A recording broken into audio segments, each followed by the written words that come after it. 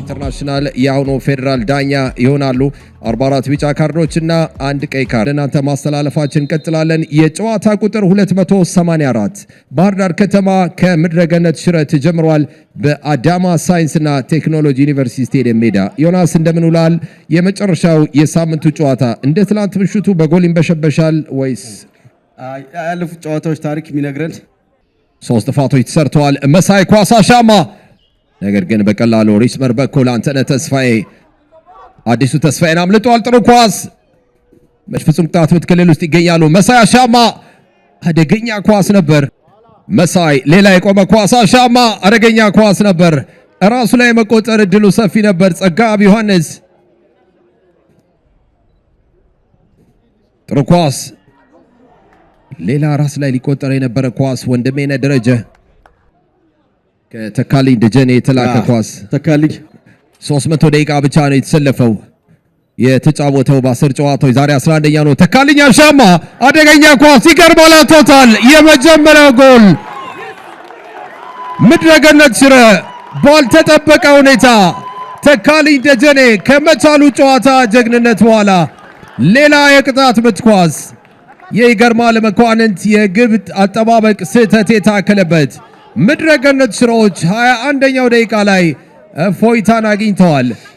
የመጀመሪያው ሙከራቸው ነው ሰይድ ወደ ጎልነት ተቀይሯል። ይገርማል። ድለኛ አይደለም። የመጨረሻ ጨዋታው ከቅዱስ ጊዮርጊስ ጋር ነው ሰይድ። በዛ ጨዋታ ከባድ ተሰርቶ ነበር ጊዮርጊስ ሽንፈት ያስተናገዱት። ዛሬም ተመልከት፣ ኳሱ ተካልኝ የመታው ኳስ ለክሮስም ወደ ጎልም ሄድ ኳስ ነው፣ ግን የውሳኔ ችግር በደንብ አይቻለው። ይገርማል። ላይ ኳሱ ክሮስ ይደረጋል ብሎ ወጥቷል መጀመሪያ አስቀድሞ።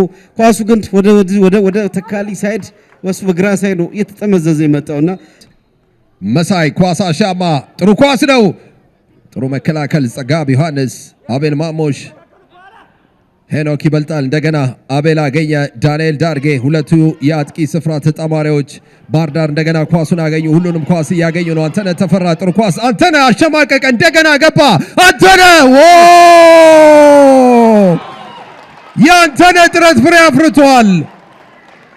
አዲሱ ተስፋዬ የባህር ዳርን ተስፋ አለምልሟል።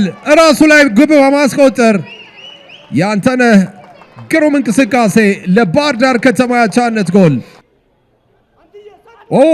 ሌላ ስህተት፣ አንተነህ አለፈ።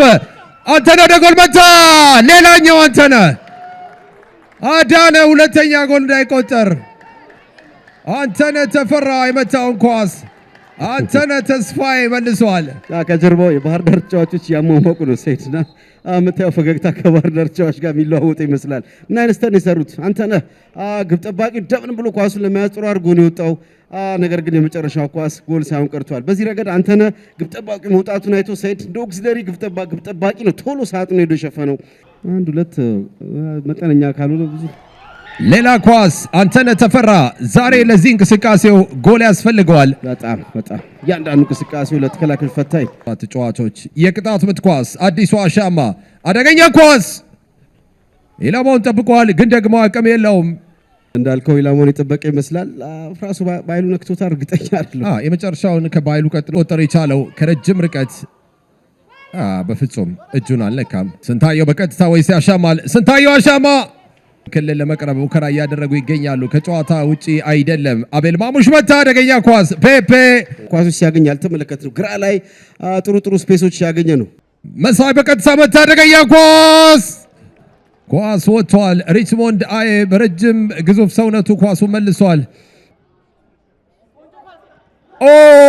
አፍቅሮት ኳሱን ወደ መሬት ዝቅ አድርጎ መምታት አልቻለም።